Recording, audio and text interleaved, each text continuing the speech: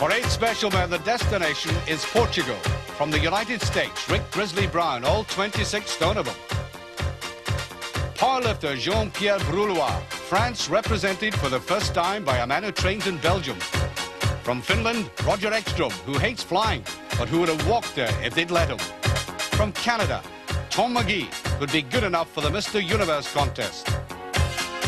The Englishman, Geoff, pining for his lost love, the title of the world's strongest man. The ex-footballer from America, George Hector, who gave up pumping opponents to pump iron. From Holland, Kees de Bruyne, the world super heavyweight powerlifting champion, and lives it. The title holder from Iceland, Jón Páll Sigmarsson, who surprised the world by beating Kees last year. Lisbon Airport, and a 737 goes walking. When you get 8 men who turn a huge aircraft into a poodle, they're treated with respect. As the airport authorities said, please, can we have our aircraft back? Because guys, if it's not paradise, then it's just surely around the corner. It takes an effort of mind to do anything strenuous in this picturesque spot. Stretching out on the sands is about as busy as any normal human would require to be. The Atlantic broods over Portugal and very likely ignored.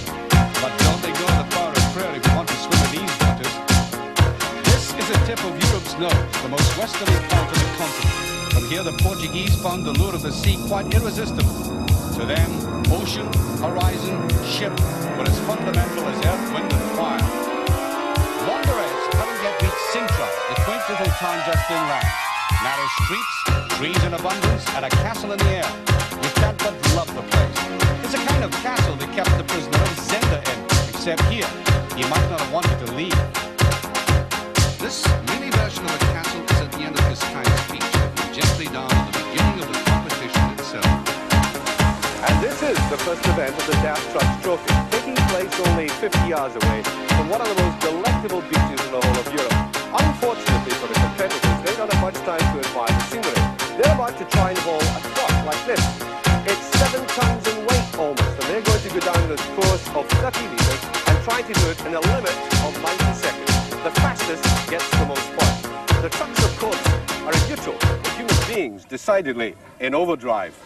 So, on the Cascais Esplanade, the first heat. Kees de Bruyne on the left. He favors a kind of sawn-off corset appliance against the harness of Sigmarsson. Now, with 7 tons hanging on to you like a tail, you've got to be fussy about detail, or else you're going to end up with an oddly shaped spine. Now, Sigmarsson is expected to do reasonably well in this one, but that seems like a very timid start. That's surprising. Look at Kees by comparison, finding that almost exhilarating. He's a powerlifter, of course, and he's trained to utilize his body in an explosive way. Well, that mix of crawl and semi-stoop might be slightly erratic, but that time can't be ignored. 42.2. Oh, meanwhile, it looks like Jón Páll's forgotten to take off his handbrake. That's a strangely sluggish performance. Change of air, maybe. Oh, that stands for disgruntled Reykjavik. Well, that's the first event, and you haven't done as well as you would like to, but what does it mean to be the world's strongest man, and would you like to continue to be that? For a competition like this one, it means to be strong and fit. You have to do some running and lifting, throwing. You have to be a superman. Well, nobody would argue with that, not least the next 2 men. Tom McGee, the pro wrestler from Vancouver, and Roger Ekström, the powerlifter from Finland. On your marks, and get ready. Some of the competitors thought there might have been something wrong with that lorry on the right after the first pull. But we shall see. Doesn't seem much wrong with it now. Now, this is how it should be done. The center of gravity close to the ground, simulating the action of the tiger. But Roger Ekström's technique looks like 19th century Frankenstein.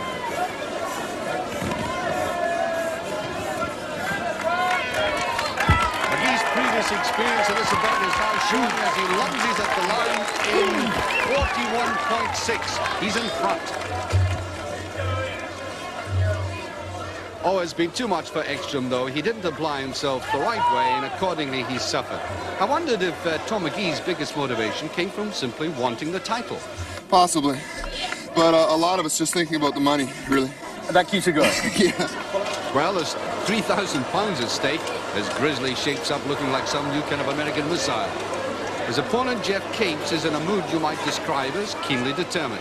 That means he's going to give his all from the start.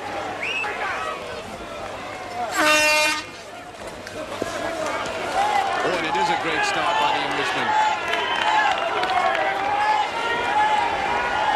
Look at that nose, down like a bloodhound in the hunt. Oh, Grizzly, by contrast, looks as if he's struggling to get clear of the line, not just pull it. That's an astonishing performance by Capes. 30.7, way out in front. Well, in spite of having a 3-stone advantage over Capes, Grizzly, the pro strongman from Northern California, simply cannot generate the pace. And is he glad that's over?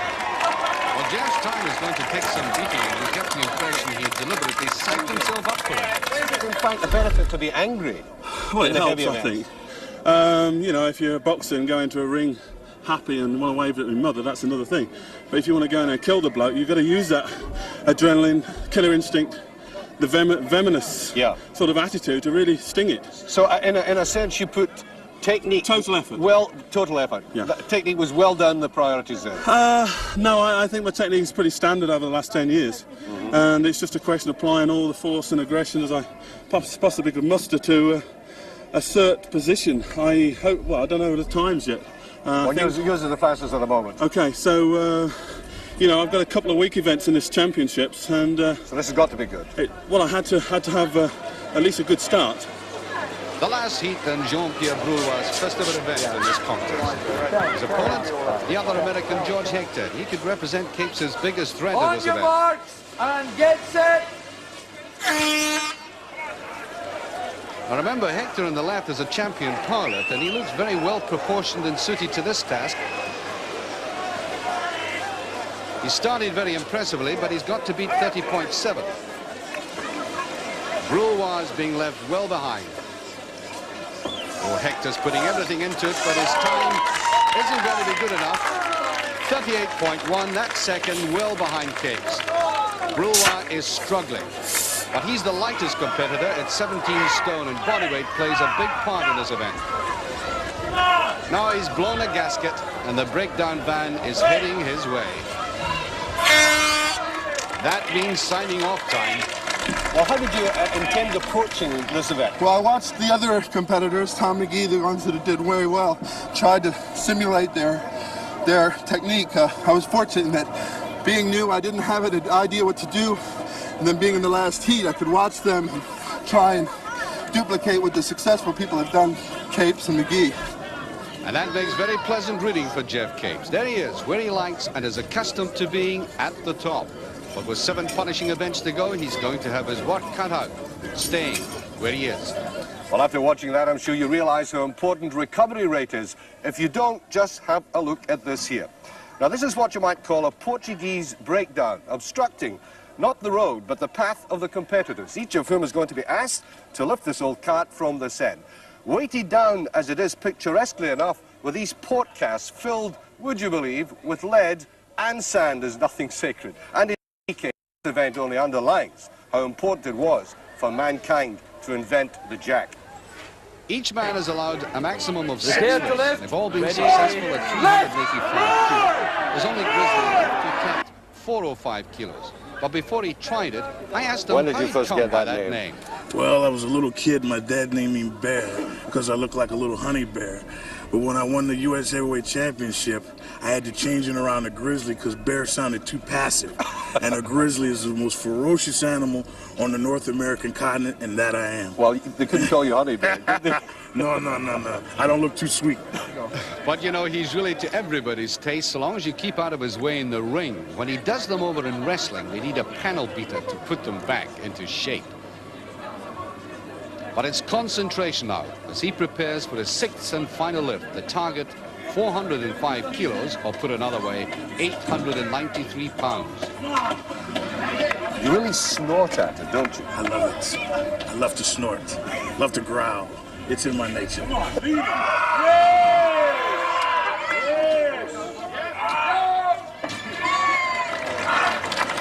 be confused. confused by the skulls. It's their way of expressing polite satisfaction. Jean-Pierre Broulois at 425 kilos.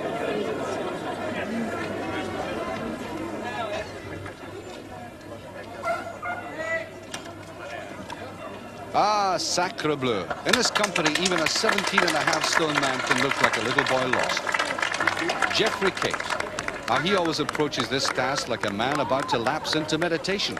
He's attempting 445 kilos, or 981 pounds, in his 5th lift. They bind his hands to the bar for a better grip. That way they can safely slap you in the face and get the blood boiling.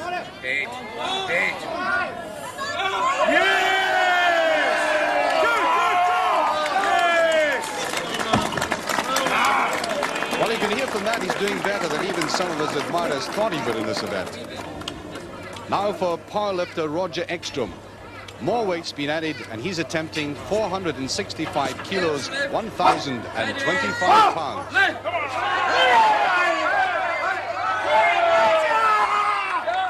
Oh, it's a strain, but he manages it. Happier now after what that truck did to him. Roger Ekstrom has had 6 good lifts.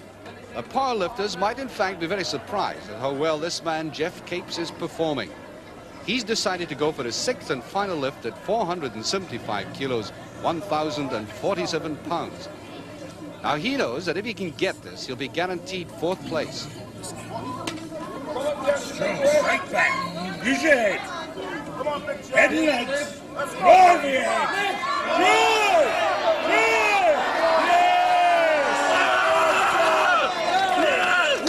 Oh, that's a defiant shout against all these people who thought he was over the hill. Canadian Tom McGee sacking himself up as he prepares to lift 485 kilos. Tom McGee. Now, to be fair, Tom's been complaining of stomach pains, but he's carrying on.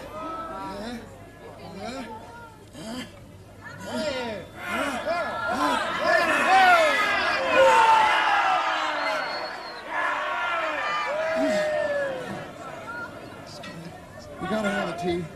Get on now. Get on now. Ah!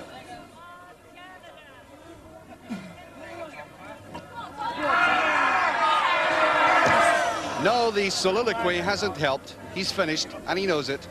There are 3 left now. And firstly, Kees de Broet. He has 90 seconds to try to lift 485 kilos. For you. Up! Mr. Lift. Ready. Go, Kees! Alles eruit! Laat die grote rug werken!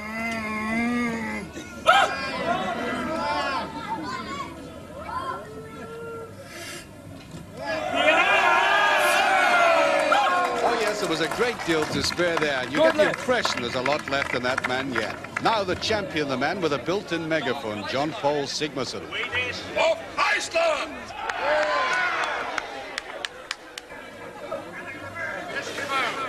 Some very brave person in the crowd has actually called him an Eskimo. And he's heard that remark all right. I'm not an Eskimo, I'm a Viking! If he hadn't been engaged in something else, you might have put the record straight another way. But to the matter in hand, a small matter of 495 kilos. Oh, the definitive look of triumph on that face. It's successful.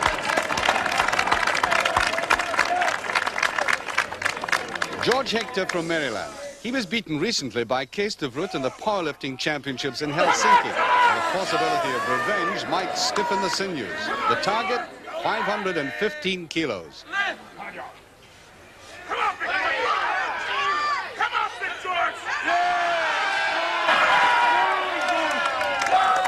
He accomplished that without any real distress. Jón Páll again. 515 kilos of sand are now packed onto that poor cart, which looks as if it might never recover from the experience. He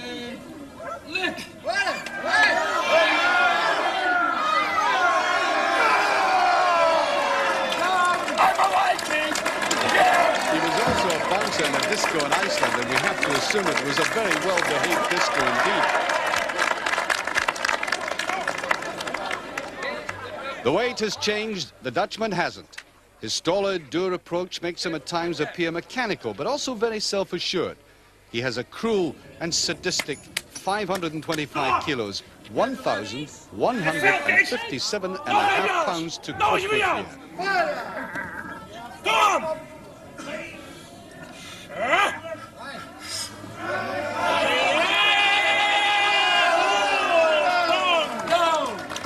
I think he took some pleasure out of that. George Hector has opted to miss out that weight and go for an incredible 555 kilos. It's a very bold ploy, but if it comes unstuck, he'll obviously lose out on points. Come on, George! Come on! Come on, boy!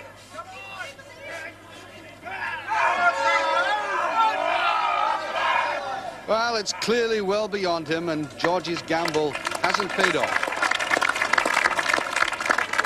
Muscles and sympathy.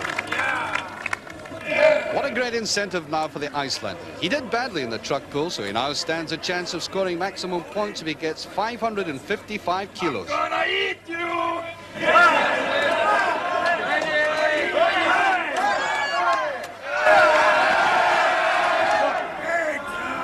Lift your head!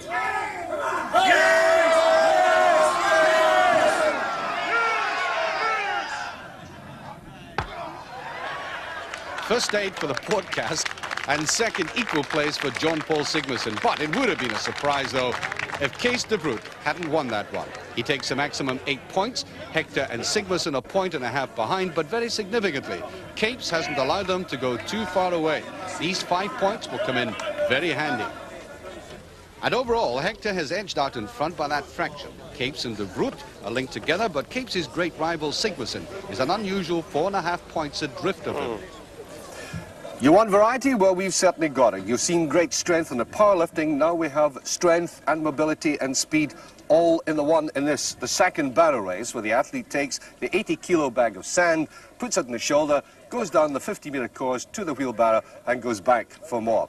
Now, this makes tremendous demands on the heart and lung, and therefore, it is no softening of the event to have this pure oxygen. So do not be at all surprised if even the biggest men eventually have to do this. And so in perfect weather, we await the first heat between Tom McGee against Grizzly Brown. And get set. Stand back. Oh, McGee started as if he's come out of the blocks. Grizzly seems to be playing the marathon game, pacing himself. Well, I don't know about yours, but our Coleman never went that fast.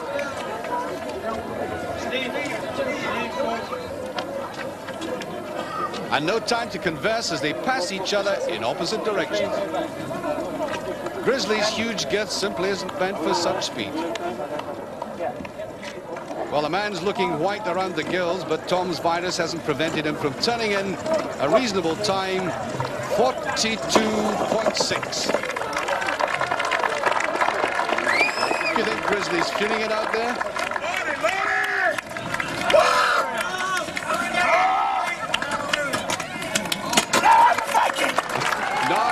He says, well, in spite of that instant conversion, I wondered if he felt his bulk was regarded by some folk as freakish. I'm proud to be a freak. I'm different. I don't want to be like anybody else. I don't want to be a pencil neck. I don't want to walk around being 165. It's good to be a little different, you know? It adds a little spice to life. Do you feel safer now because you're big and strong? No, I wouldn't say I was safer. I say cosmetically, appearance-wise, you wouldn't want to mess with me. Now, on the street, like I said, I'm the U.S. heavyweight wrestling champion. I'm nobody to fool with. But all this muscle, this 65-inch chest, these 25-inch arms, they can't stop a bullet, you see? So I'm not invincible, and I'm not a dummy. But don't push me, you know? But I like you, Archie. Thank heaven for that. All right. Now, these two will really be trying. George Hector on the left and Geoff Capes on the right. Geoff's speed and agility should count heavily in his favor. Well, he's off at an amazing pace, totally outstripping his opponent. Look at these big, huge legs gobbling up the distance, and this is very fast indeed.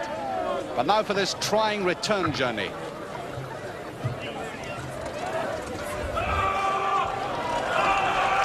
Well, this is more like a Danish child than a barrel push. Geoff Capes capturing Kiskai single-handed in 29.3. Meanwhile, Hector grimly carries on, but he's beginning to look wobbly, and that is a fatal mistake, which will cost him a second or two. He's finishing in 54.5, which is well down the list. So Geoff's incredible pace for such a big man has given the rest a target of 29.3. Sigmarsson on the left is the man to watch. He feels he can match Capes for speed, and doesn't it look like it immediately? Like Geoff, he's off to a very fast start. He's leaving Brulwa behind, but doesn't want to muff the transfer, though. Now, a clear dash to the line. But it looks as if his time is outside Capes. Indeed, it's 32.4. 3 seconds behind Capes. Brulwa has struggled again, and his aim is to beat 50 seconds, but it doesn't look like he'll do it. Brulwa est arrivé, but it isn't vintage stuff. The last two, De Vroet on the left, Ekstrom on the right. The Dutchman has already made an impact, the Finn hardly any. But this is a much better performance by Ekstrom. He's tall, rangy, and his legs go right up to the armpits. And it's all smoother for him now. Well, this is clearly the closest race we've had, and the times are good, very good indeed. It's very close. Ekstrom inching it in front in 33.7, but he hasn't beaten Capes. So what was that about oxygen? Thus are the mighty nourished. Well, that win by Capes gives him another 8 points and his second victory. Roger Ekstrom badly needed that third place, but the always dangerous Jón Páll Sigmarsson is beginning to get into his stride. Just over 32 seconds, is that satisfactory? Yes. Stop showing your biceps. Yeah. Well, this man beside you, both of you are very close now. Are you beginning to get a bit edgy about that? Yeah, I had a very bad start, but I think a bad start is a good luck for me. Even giving this man, Mr. Capes, a start like that. But last year I hurt the lion. And when the lion gets hurt, he comes back harder, and he's got to kill the lion before he's less dangerous. Well, the lion is confidently in front at the moment. The ever steady Kees de Vroet is second, and significantly Jón Páll Sigmarsson has moved up to third place. But Geoff's 3-point lead is a useful buffer for any mishap that may occur later on. Well, as you can probably see, we're surrounded by bright, shining faces making a bit of a din. It's late afternoon, the sunshine is absolutely splendid yet, and no wonder there's expectancy, because I think the next event promises to be rather special. You see, this is a typical small Portuguese fishing boat, and this is a typical Portuguese fisherman, José Luís. José and his boat are about to make a special trip, not out to sea, but into dry land up this steep ramp. José usually drags his boat up in the company with another 8 Portuguese fishermen. But guess who's dragging it up this time? That's right, the competitors, except that they're doing it solo. Grizzly, like the others, will have a limit of 2 minutes to pull the prow of the boat over the finishing line. It weighs approximately 235 kilos, and he's got to pull it 12 meters.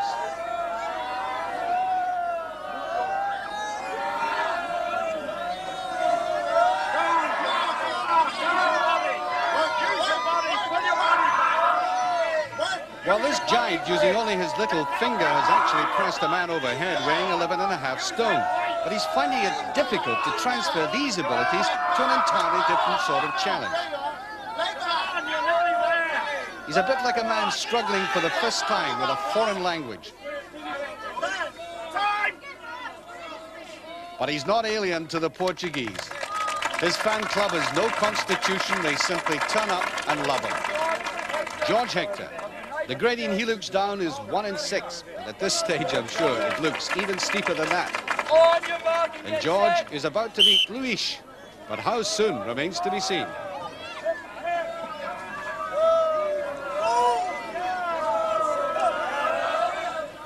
Well, he's developed a very smooth rhythm, and that is a must for a continuous pull. But it's the last few feet which seem to rip the arms from the sockets. Time 28.9. And with this going on, the Skylark out there in the bay isn't doing much business. Jean-Pierre from Lille. Now, he has no English, but the word he should learn now is help. He's been overawed by the others so far, but he's learning all the time. This is the first time he's entered the competition, and next year he'll be a much wiser and stronger man. Well, he's straining all the way. It helps to have good, firm teeth to gnash on when you're doing this sort of thing. And his time, looking at the watch, is coming up to 38.9, 10 seconds behind Hector, but the crowd recognize a triumph when they see one. And now, for your delectation, all the world's a stage to Jón Páll.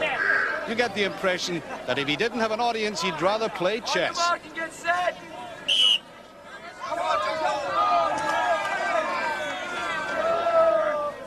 Well, he's obviously done this before. Which Icelander has it? It's a firm, steady, remorseless pull, and visibly faster than any of the others.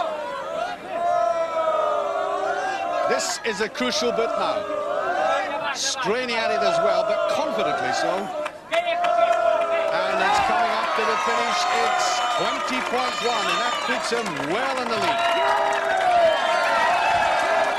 That's a triumphant shout that the crowd are now accustomed to. It's time for a lap of honor. You get the impression he's modestly satisfied with that. And now for the contrast. Kees de Vroet, a very serious man. Somehow you get the impression he would smile only after a local anesthetic. But he doesn't mess about, and this is looking good.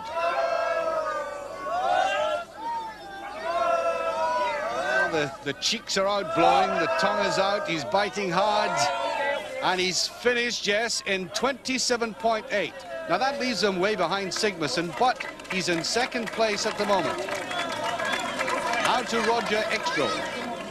He began to show form in the previous event, so we shall soon see if that was a flash in the pan.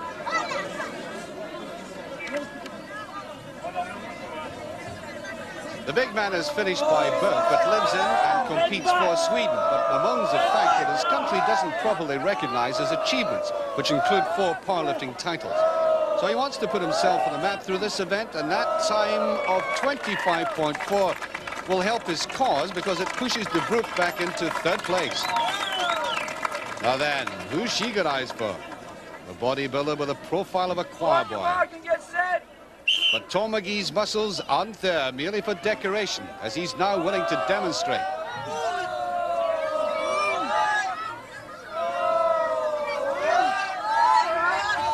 Alas, the lad has been suffering from that virus, and while the spirit is willing, the flesh is distinctly weaker than it ought to be. He really is going to the limits. That last pull, somebody giving him support in the crowd. Pull harder, Tom, he's done it, he's finished. 44.3. And I can assure you, it's the virus and not the local veno collapso that's made him like that. Next competitor is Geoff of England. Geoff's versatility in the application of his strength has been the envy of his rivals over the years, so that 16.5-foot fishing boat could be in for a quick trip. He has to beat Sigmarsson's 20.1. And at the moment, he's making that rope look like a piece of string and the boat like a toy. And that is approaching a very fast time, yes. Phenomenal, 19.9. And I wonder if Geoff realizes just how quick he was there. Looking round for some confirmation. Oh, he's surprised. And over that profile of surprise are the results. It's Cape's 3rd outright win, but yet again, Sigmarsson is just in behind him, with Ekstrom picking up another 3rd place. But it did occur to me that with all these extraordinary demands being made on the body, was there not a persistent fear of injury? I think you've really got to go back from my athletic career. Don't forget, I've been competing since I was 6 years old. I'm now 36 years old. And I've been at it for 30 years. And apart from the obvious niggle, muscle pull and such like, I haven't really been injured at all. I've been very, very lucky, touch wood. And, you know, the guys know what it's all about. They know what they're doing. They're the best in the business. And if you do know what you're doing, then there's no problems at all. A glittering end to the afternoon. That 5.5 points gap is looking quite unassailable at this stage, but you can never discount the younger man in second place. But there's not much time to reflect before the next event of the evening. Ask not for whom the bell tolls. It tolls quite obviously for the 8 gentlemen who are about to perform other feats of strength in front of this attractive town hall. This is called a bell hold, each bell weighing 12.5 kilograms. Now, we've already observed some pain in some of the events previous to this, but nothing so acute as you're now about to observe. What kind of pain? Well, supposing you're on a family holiday, lifting suitcases, the arms almost falling off, and the wife says, hold them out flat until I powder my nose. That, I think, is the pain of the bell hold. Hector first. Go! Now, what you have to watch for here, a little telltale tremors along the arms. That shows the start of the weakening. The arms must not fall below the starting level. And trying to keep that level is what very quickly induces the pain. The competition record is 58.5. Hector is beginning to quiver and to struggle. Down it goes at 45.9. I think he's relieved it's all over. Now, this is the event which Geoff Capes fears more than any. An old shoulder injury has weakened his capacity to keep his left arm horizontal. He knows he'll be in for painful seconds. Now listen to the coaxing voices of his supporters. Geoff seems to have placed his mind on another plane. Left arm holding well, but the right one isn't, unfortunately. It's over. Doesn't like that time at all. 22.2. He felt perhaps he could squeeze a little bit more out of it. He was always worried by that event. The sound of the Viking. He certainly varies his warm-ups, but it always gets the crowd on his side, and he's a character who needs that to do really well.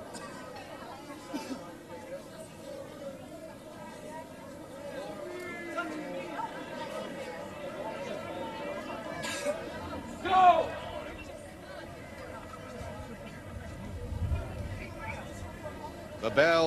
The bells, watch them. He has them well steadied at the moment, and he's biting deeply into the time.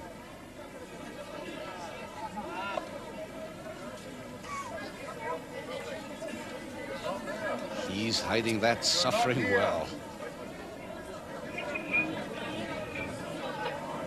But I think we're just beginning to see the signs of collapse. Yes. It's down, and nevertheless, a new championship record. 58.6. Over to you, Jón Páll. What do you think of him so far, Geoff? Kies de Brut. Now, if powerlifting means anything at all, it means powerful arms and shoulders, and he is a world champion, so he ought to be able to hold out here. His very impassive nature breeds deep concentration.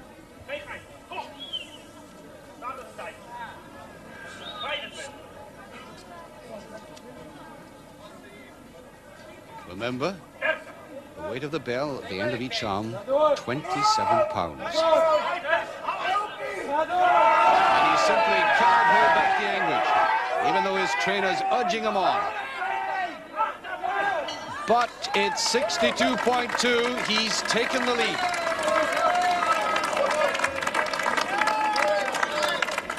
And now the Californian who's put a smile on the competition, the gentle giant. Grizzly's been privately upset that he hasn't really given a true account of himself. But with these arms, which look as though they've been tenderly packed with iron filings, anything might be possible for him. The arms are holding fast, but he's now calling on reserve to reel, and the vocal cords give assistance. Oh, look at the jutting chin. He's a scare. I think he's staying long enough to win. Yes, 64.8. The Bears back in business. Oh, they love it. Well, it's been a mini disaster for Capes at the bottom of the class with only 1 point. He won't be happy with that, but Grizzly can certainly call it his night. You were really feeling pain there. I could see it in your face. Well, Jón Páll said it was like an arm wrestler's pain. It hurts. Yeah. It hurts. And so didn't you feel it right down the side of the body there? You can see your body trembling. Down the side. Well, fat people jiggle when they get tired, Jack. But I tell you something. I feel like the prettiest fat man in the world right now.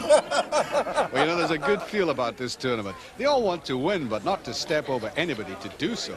Well, I think there's a hell of a camaraderie among the guys. I mean, as I said before, these are new guys. I've never met them before, but there's already a family sort of occasion between us, and we're all supporting each other because we feel, you know, our place in sport is there to stay. Okay, how do you face it tomorrow then? I mean, you've gone full blast, it seems to me, except perhaps in the power.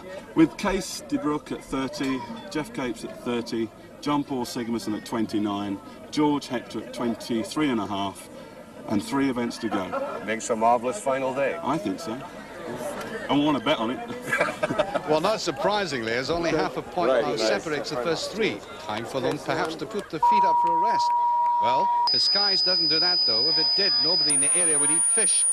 This is part market, part cathedral, for the Portuguese worship their fish as the principal sustenance. They're not just delicacies, but a veritable treasure. And I doubt very much if even Grizzly would come off best in haggling with this lady. Her tic-tacs are like karate chops. The Portuguese are charming people, but you mustn't rush them. In Spain, it's always mañana, mañana. In Portugal, that can be considered indecent haste. The following morning, everybody was on time. Well, I'm standing beside some of the most famous kinds of casts in the world. Port cast. This smaller one, 80. This one, 120 kilos. You can get enough port in here to give the whole of London a hangover for a week. And the competitors are going to be asked in this next event to lift them from the ground straight above their heads. And everybody is saying that if Geoff Capes does well in this event, he could go on and win the title. Because these are filled with sand and water. And for a lifter, compared to port, that's a much more lethal cocktail. But I wondered if the men really relaxed the previous evening. Did you worry about it last night at all? Yeah, but you can't let that bother. What's happened, and you got to come into each event with a fresh attitude and try and do the very best you can and hope that the people ahead of you don't have that good a time and that you can, you know, do better than they can, or at least stay even so you don't fall farther and farther behind. To be honest, I've been rather surprised by the complexity of the event. In other words, has it been harder than you thought? At 110. Well, I knew it would be difficult. Now we're at 115, so I was anticipating that. 253 pounds. So, no, in that respect, no. I found during the Olympic Games that the Americans are They extremely haven't much patriotic. opportunity to practice with a cast, so they're faced with this awkward and unyielding shape. Even the best of them will find these lifts a problem. George! Well, now follows the difficult bit. He's got to get these arms up straight and locked. Not quite. It's the shape that's so awkward. That's it. Once he got it up there and steadied it, it wasn't much of a problem. Not showing too much strain. Come on! Jón Páll. Now, he began to look good again late yesterday. Has the overnight rest helped this man?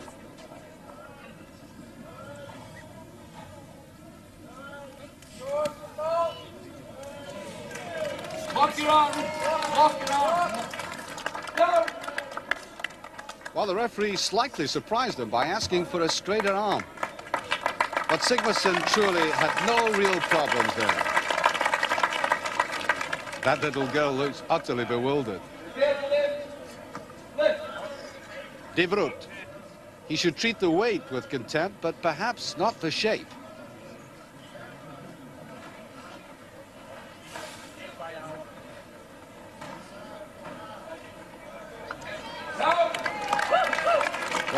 He made it look as if the cask was entirely empty. Don't be fooled by that look. He's happy at his work. From Vancouver, British Columbia, Tom McGee.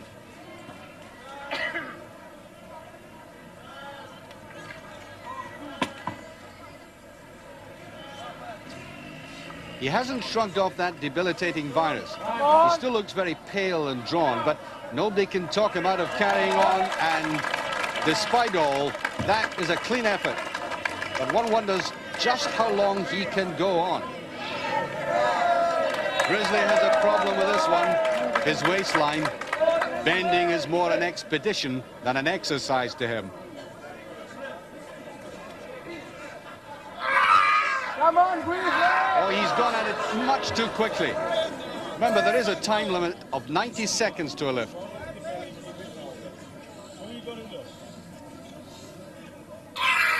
There you go. Now he's got it. How does he feel about that one? That's the quote of the week.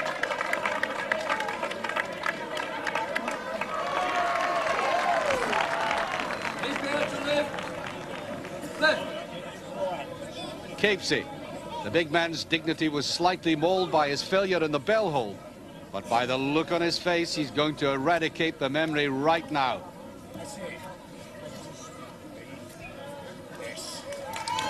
There you have 253 pounds easily tamed. 6 left in, but a very big problem to follow. Well, Grizzly, obviously everybody's a bit concerned because we're now up to the cask of 120 kilos and the sheer size is causing a bit of apprehension. Well, I don't know, but I'm looking at it and I'm wondering if I'm trying that. It's a little awkward. I got 2 more events left to save myself for the swingle tree and the lobster pot. But looking at that, if a couple of guys get it for me, you know, my athletic pride, I'll give it a shot. But it looks very awkward. Awkward and extremely heavy, 120 kilos. And you've got to take what Grizzly says seriously. They do have a major problem.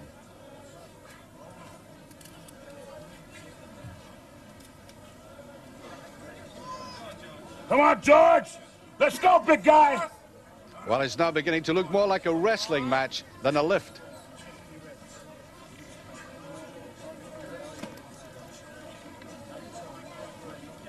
I'm beginning to think even a forklift truck would beat a retreat from this. No, it simply won't go. But there's no disgrace in that. It was the shape that beat him. However, George is an experienced lifter, so does he think it's at all possible for anyone to lift him? Jón Páll or Geoff may be able to do it, Tom, but it's just too big for me. Yeah. If I got it the weight, I'm not a consequence. Yeah. When it's distributed like that, I can get it on my knees.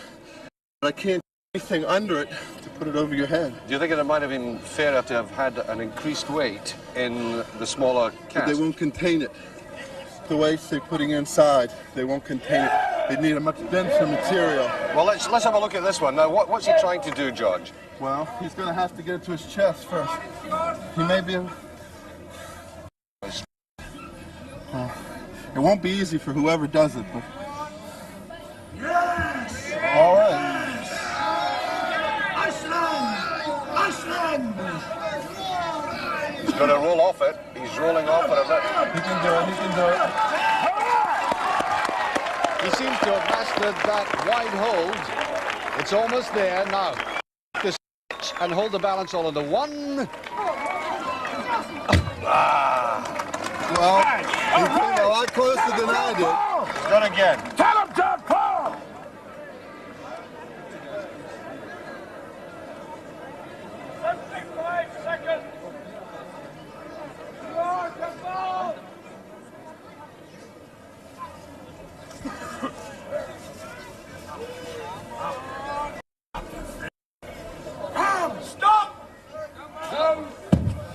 No, even for a Viking, it's beyond mastery. Oh, well. There's almost an indignant look on his face. All right! He wasn't all that far away from maximum points, but his admirers can forgive the odd lapse. Geoff can't be too confident after having watched Jón Páll. Now, He's going to have to remember that there are 2 other events to come. He doesn't want to overdo it and get nothing out of this. Come on, Geoff. It really is a monumental effort.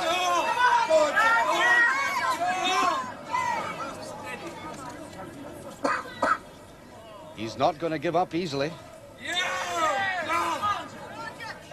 Now, what's happened here? It looks as if the rim of the barrel has bitten into his bicep. You can go off port cast quite quickly, you know. The doctor will look at his arm. Let's hope it's not too badly injured. So the result of that tortuous exercise means that we have 6 men sharing first place. But trying to lift that barrel was a Herculean task. Does Geoff regret the amount of energy he must have expended? In strategic terms, I think you must live to fight those next 2 events. Because if you look at it, I think there were 6 of us shared equal points. So basically we're on scratch again as we was last night. And in a sense, that's not too for you, is it? In a sense, no, but it'll be very interesting in the last 2 events. The organisers couldn't have arranged a better finish than this. We'll have 2 more events and the silky Portuguese afternoon to enjoy before we know who the world's strongest man is going to be. What you're now about to see in this tiny little part of Portugal is a very old Scottish sport, and Scotsman David Webster, who's the referee for the is going to demonstrate it with me now. It comes from the old farmhouses in the northeast, in which in the winter the farmers would sit like that and test each other's strength. And one would try to pull the other from his seat just like that. David, of course, isn't trying. How could he against me? The competitors are trying. It's the only event in which they are in direct contact with one another. Are the men, I wonder, as placid about this as Cascais Bay? I should think, now time will tell, because I've never done it before, I should think a tall person with very powerful hips, Geoff Capes, should win. It would be my pick. Oh, good old George. Well, we'll see. You win, you buy my boy a shirt. I win, I buy your boy. All right? The irrepressible pair, Grizzly and Jón Páll. The formal grip is one hand over the bar, the other under. Fierce looks are optional. Well, body weight, and in Grizzly's case, 26 stone of it will play a big part in this contest. But that's a pleased bear. After all, it isn't every day you get one over on Jón Páll and get away with it. That pair are really lapping this up. In the first series of bouts, only 1 pull is required. McGee and Ekstrom face each other for 7th and 8th place.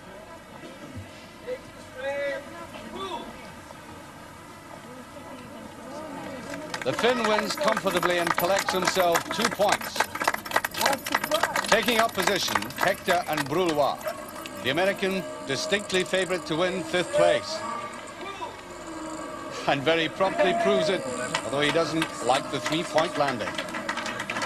In the round-robin series of bouts, each one has a chance of coming back after a poor start, like Jón Páll, who, despite his first defeat, has an opportunity to get 3rd place. Which he does against a surprise De Vroet, and that could be costly for the Dutchman. The final, California against Lincolnshire, the best of 3 pools. Capes whipping the bar away. Quick, Grizzly doesn't know what happened. Capes one up. Well, Grizzly does have another chance, and Jón Páll is turned unpaid cheerleader.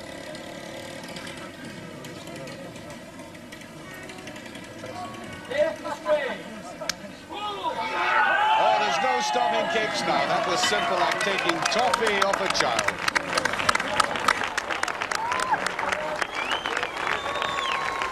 It's his 4th victory, and the big man knows now he's poised to regain that much coveted title. He's edged further away from the Icelander and the Dutchman.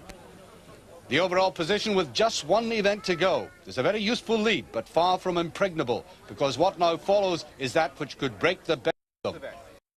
We've been dealing with athletes who are obviously highly fit, highly disciplined, and who spend a great deal of their time devoted to ensuring that the body fitness is almost perfection. Now, that makes them highly competitive. We've seen that. But what has shone through as warmly as this Portuguese sun has been their humanity. I don't think I've ever experienced such a spirit of cooperation between such a tightly knit bunch of athletes ever before. But no cooperation on this next event, the lobster pot race, weighing 25 kilograms, packed with stones, and what the athletes call, affectionately, the killer event. This particular form of torture consists of running up the steep ramp from the boat to the lorry 30 meters away with 10 pots. You will observe that Grizzly has turned tourist. This most amiable of men has decided he's enjoying life far too much to try to drag any more speed out of that 26.5 stone torso of his. So why not just keep Tom McGee company? To see how stylish Californians enjoy a walk in the sun. McGee is head of the tortoise and hare story. He cares not a jot for them all. Because the bear is content to let folks see how 26.5 stone might handicap you when it comes to slopes and lobster pots and speed. But as a lovable human being, not one jot.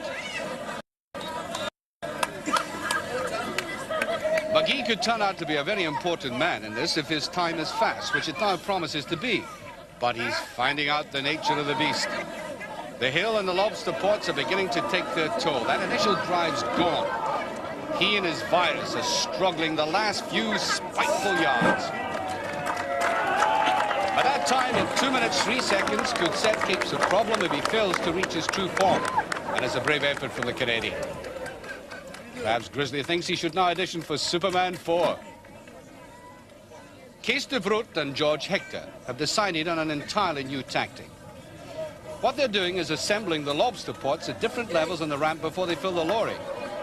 Different, but I wonder if it's really all that effective. There's no rule against it, only the time is. Look at that pile he's got to put up with. And they're not really making any great impression. One more last heave from de Vroet. Up it goes, and he's finished in 2 minutes 39 seconds. A very good time indeed. Well behind McGee, but well in front of the oxygen mask. All that suggests that unless Capes performs tragically, he'll win the title. He needs to achieve a time faster than McGee's. Jón Páll himself is prepared for a final flourish. And in a sense, there's a personal duel going on here outside the title itself. The 25-year-old Icelander has become a great friend of Capes, but the Englishman will never forget how he lost this title and how some people automatically assumed he might be over the hill. He's not, and he's out now to prove it not only to others, but even perhaps more importantly to himself.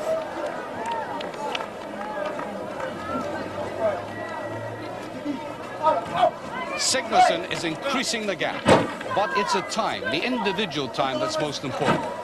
For Capes, 2 minutes. Trailing though he is, if he can get inside that, he's won the title.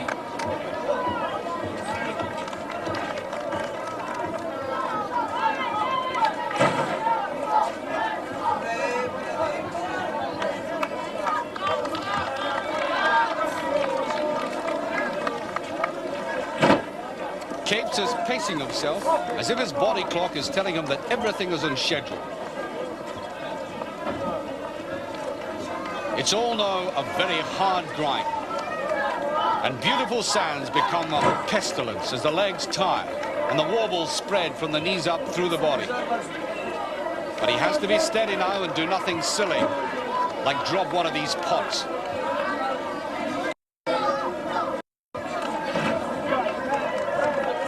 Remains upright. The last 2 pots for the Icelander. The final surge. And it's all over in 1 minute 41.1 seconds. Time for a last demonstration. Cascais might even ask him back as a tourist attraction. But the eyes are on Capes. Up for these last 2 pots. Look at the timekeeper. Has he done it? The thing is not there. Yes! Would you believe it? 1 minute 57.9. He's come back. Second place enough. Title his again. The one he nearly loaned out for the year to the man who sportingly raises the arm of the new champion. So as the celebrations begin, confirmation of the last event. Tom McGee salvaging his pride with a hard-won 3rd place, which acted as Geoff's target time. The proud Sigmarsson abdicating with typically final defiance. But how did he feel when he heard Geoff shout, "The king is not dead"? He was never dead, but I took his crown for 1 year, and I will be back for my crown, because I'm a Viking warrior. I will always be back. Grizzly's not a Viking, but he'll be back because he likes being with the greats. I think Geoff Capes is one of the greatest strongmen that ever lived. You talk about durability, you talk about Geoff Capes. You talk about a man who has endured and who seems to get better with age, like a fine wine. It's Geoff Capes. The consummate professional. When I needed advice, I went to Geoff Capes. I went to Jón Páll. These men are great stars at this. I'm a great star in my business. I'm a great strongman, but I'm also learning. Geoff Capes is the Muhammad Ali of strongman. I don't think you could put it any better, could you? I couldn't put it no better. So is this really the ultimate for Geoff? How much longer do you want to keep on going in this particular event? It's a good question. Obviously, like, at the moment in time, I'm very tired, and Next year. until next year. But Well, I'll have a good long rest. Well, there have been some suggestions of once winning this again, you've set your sights on it, that you would quit at the top. That old phrase. Yeah, I quit at the top in athletics, and give me a couple of 3 weeks to think about it. I'm still not sure. Obviously, after winning it again, it's another year is another title. But So what you're saying, coming up there, getting and winning the title again, has rekindled the enthusiasm. yes, it has. You know, it's like having a couple of years in the wilderness and coming back again. All right, come on. If you could possibly give me an answer to it, will Geoff Capes be in this contest next year? I don't know. He's afraid. Listen to him. Yes and no. Geoff? Yes, that's all I wanted to hear. Geoff, thank you very much. Thank you. Lovely. The final statistics: Capes, Sigmarsson and De Vroet. There wasn't much in it. Just aching joints, tired muscles, blistered hands, dented pride, soaring achievement. That's all. The late afternoon light is conveniently golden as Mr. Chu Geisen, Director, European Division, DAF Trucks, presents the trophy. The king and his courtiers are there. Geoff Capes still has one more lift to make, though. But when you're the world's strongest man, it comes easily. Body language. Body language.